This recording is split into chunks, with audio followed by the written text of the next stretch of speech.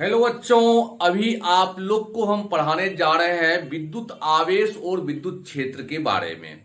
ये विद्युत आवेश और विद्युत क्षेत्र क्लास 12th का चैप्टर 1 का फिजिक्स का जो है बहुत ही इंपॉर्टेंट चैप्टर है, बहुत ही इंटरेस्टिंग चैप्टर है।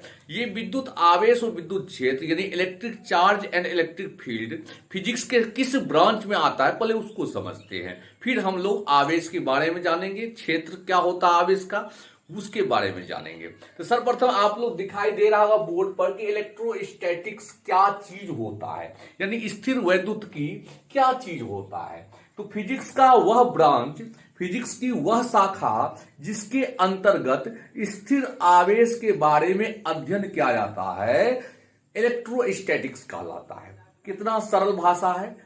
फिजिक्स की वह ब्रांच, फिजिक्स की वह शाखा जिसके अंतर्गत हम लोग स्थिर आवेश के बारे में अध्ययन करते हैं, इलेक्ट्रोस्टैटिक्स कहलाता है। इलेक्ट्रोस्टैटिक्स का कई आपको एग्जाम्पल आपके दैनिक जीवन में मिलता है। जिस प्रकार से फोटो प्रिंटिंग जो मशीन देखे होंगे, प्रिंटर, फोटो स्टेट करने की मशीन जो होता है, ये सभी जो है इलेक्ट्रोस्टैटिक्स के सिद्धांत पर ही कार्य करता है। यहां पर हम आपको लिख दिए हैं कि फोटो कॉपी करने का मशीन, लेजर प्रिंटर जो होता है, एयर फिल्टर यानी हवा में जो धूल कण उड़ता है उसको साफ करने वाली मशीन जो है आप लोग देखे होंगे, ये सभी जो है इलेक्ट्रोस्टैटिक सिद्धांत पर कार्य करता है। ठीक है, तो हम आपको बता देते हैं, इसको लिख लीजिए। इलेक्ट्रोस्टैटिक्स क्या है? फिजिक्स की वह शाखा जिसके अंतर्गत स्थिर आवेशों के बारे में हम लोग अध्ययन करते हैं, इलेक्ट्रोस्टैटिक्स कहलाता है। आप लोग इसका स्क्रीनशॉट ले लीजिए और इसे लिख जरूर लीजिएगा। अब इसके बाद हम आपको बताते हैं आवेश के बारे में कि आवेश क्या होता है।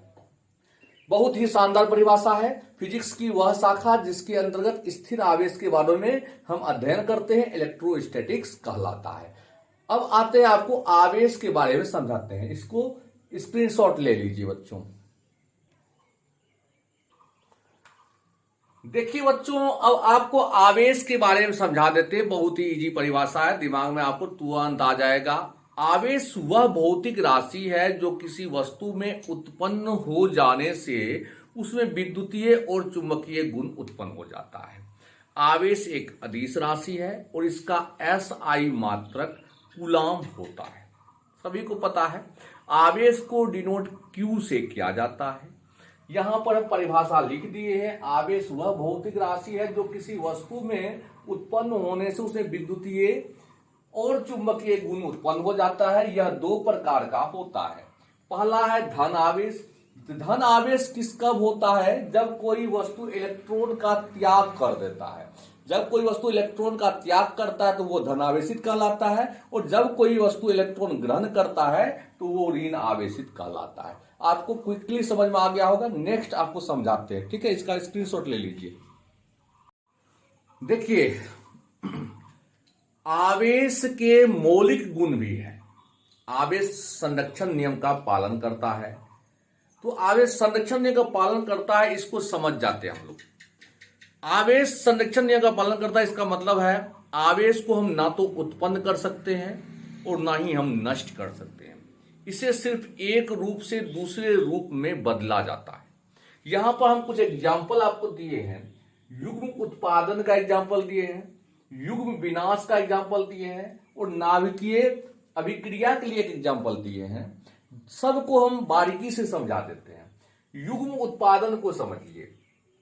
दो गामा किरण पर जानते हैं चार्ज शून्य होता है, और दोनों को मिलने से जो पैदा ले रहा है, एक इलेक्ट्रॉन पैदा ले रहा है और एक पॉजिट्रॉन पैदा ले रहा है।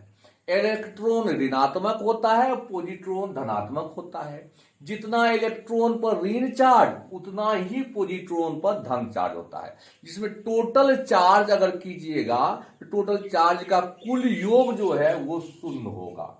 और गामा पर आप जान रहे हैं कि शून्य आवेश था, तो प्रारंभ में भी शून्य था और अभिक्रिया के बाद भी आवेश शून्य हुआ, यानी कोई उत्पादन नहीं हुआ आवेश का।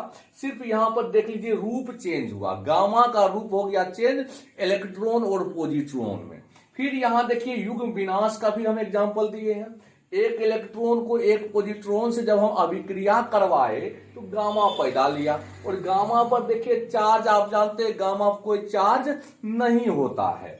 इलेक्ट्रॉन का चार्ज ऋणात्मक, पॉजिट्रॉन का चार्ज धनात्मक, दोनों को चार्ज को जोड़ दीजिए, टोटल चार्ज होगा शून्य और गामा पर भी चार्ज होता है शून्य। एक और एग्जांपल ये नाभिकीय अभिक्रिया का। नाभिकीय अभिक्रिया में आप देखिए यूरेनियम 92 238 को जब हम अभिक्रिया करते हैं तो क्या होता है कहानी, थोरियम 90 234 और अल्फा का मतलब होता है हीलियम नाभिक, यानी 2 4 में बदल जाता है।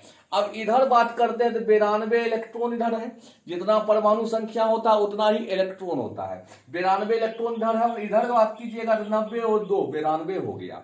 द्रव्यमान संख्या 238 यहाँ है और इसमें भी 234 में चार्ज और ये 238 हो जाता है। तो हम देख रहे हैं सिर्फ रूप चेंज हुआ है, लेकिन ना तो इलेक्ट्रॉन की संख्या चेंज हुआ है ना ही द्रव्यमान संख्या चेंज हुआ है। इस प्रकार से हम कह सकते हैं बच्चों, इस प्रकार से हम कह सकते हैं कि आवेश जो है वह संरक्षण नियम का पालन करता है और आवेश को हम ना तो उत्पन्न कर सकते हैं और ना ही नष्ट कर सकते हैं, सिर्फ एक रूप से दूसरा रूप में चेंजिंग होता है। बात समझ में आया।